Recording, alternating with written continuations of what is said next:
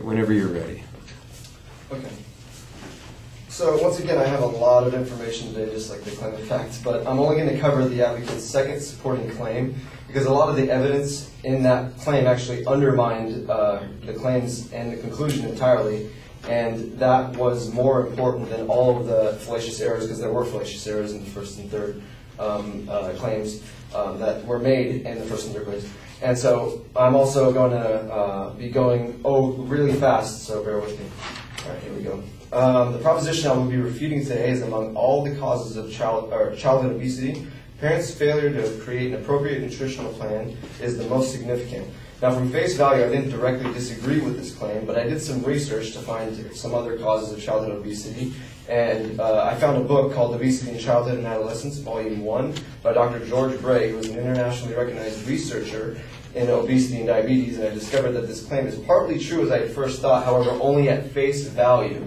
Dr. Bray says that it is during childhood that genetics and early environmental factors are of the greatest importance. Underlying the following discussion, the discussion of causes for childhood obesity, is the reality that genetic responses to the environment differ among individuals and affect the magnitude of weight changes. And the epidemic of overweight is occurring against a genetic background that does not change as fast as the epidemic has been exploding. In other words, Dr. Bray is saying that since the child's genes are so important in development, the genetic deficiencies causing obesity take over faster than the genes can change or mature. So that's why some kids might be overweight as children, but then grow up to be slender or thin as an adult, because it takes a long time. And so the scientific reality is a far more substantial and established cause of childhood obesity rather than parents failing to plan meals correctly or at all. Not saying that that claim is entirely false, but the genetics cause is rooted in science and therefore more significant because of the preponderance of the evidence. And so that will lead me to the second claim, which I promised to refute today, that reads, other organizations cannot be relied on to substitute for parents' responsibilities for maintaining an adequate nutrition in children.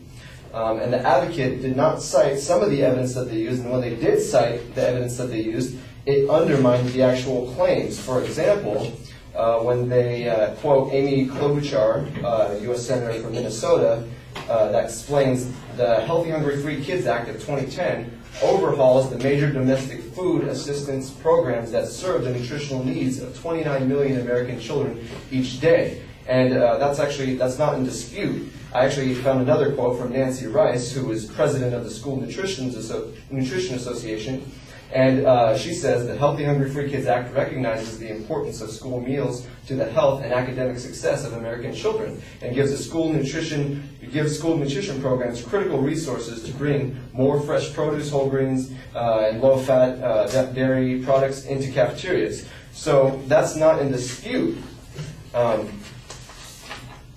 But in fact, the word overhaul, which was used in this evidence that the advocate used, means to make necessary repairs and to restore to serviceable conditions. So the Healthy, Hungry, Free Act was passed last year into law, fixing the unhealthy food problems by replacing all the food in every federally funded school with more healthy and nutritious food. And if these parents, even if these parents absolutely needed to rely on schools because they can't provide for their kids because of working long hours, that would not necessarily be such a bad idea because they would be provided for in a nutritional and healthy manner. The second piece of important evidence that was used to support this claim also was a statistical study done at the Yale University by Meg Marco at the Rudd Center for Food Policy and Obesity, and it reads that 84% of parents surveyed said they fed their kids fast food at least once in the past week. 66% of parents surveyed took their kids specifically to McDonald's. And then the advocate commented by saying that this article has also reported that only 15% of children asked to go eat at McDonald's.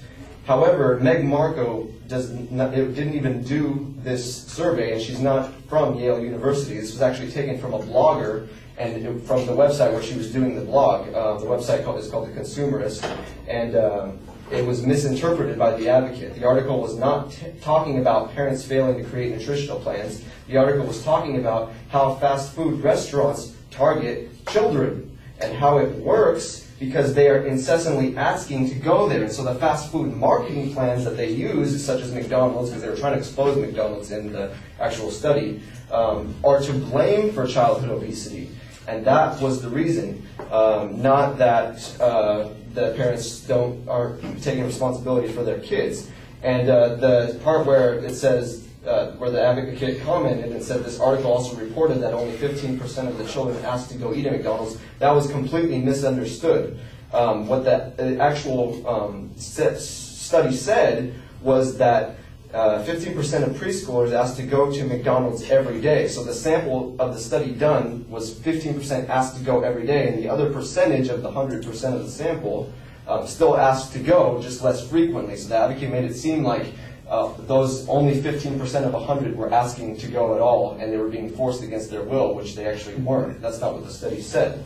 And so it was misinterpreted and equivocated to make the audience think parents were taking children against their will, and that's not what happened. So the study actually went directly against her conclusion as well, which read, other institutions shouldn't be blamed for the lack of parental nutritional responsibilities, and the study was blaming McDonald's and all fast food nutrition plans for this, for their targeting children. And so in conclusion, as a critical thinker, this claim of fact was very difficult for me to accept because the advocate committed far too many fallacies in the supporting claims. By the way, the second claim was actually that stuff about the Healthy, Hungry, Free kids actually undermined a little bit what she was saying in the first claim as well.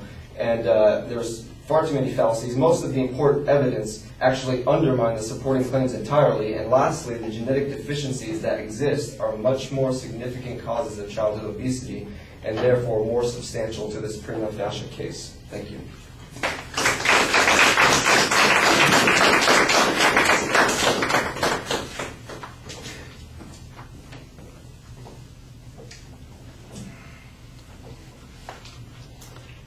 All right, you explain the justification for your focus in the introduction of the speech, and then you identify what the main point is that you're going to be talking about. You specify it to the second point, and then try and explain why that is the most critical issue. You did a pretty good job on that. I thought you had a nice contrast with your general position, though, about other issues being relevant to kids' obesity, and puts it a little bit more into context for the argument. It, in essence, diminishes the significance of the advocate's claim to some degree. The explanation of the problems on the second point are usually pretty clear. I was a little bit confused at first because it sounded like the evidence that you were citing actually did seem to suggest that it wasn't the responsibility of the marketing until you explained what the evidence actually said, and then it was a lot clearer at that particular point. I thought you did a nice job presenting it. You could use a little bit better eye contact, and I thought you had a very nice summary of the argument. That's a good way to leave the audience with a very clear idea of what the point was that you were trying to make.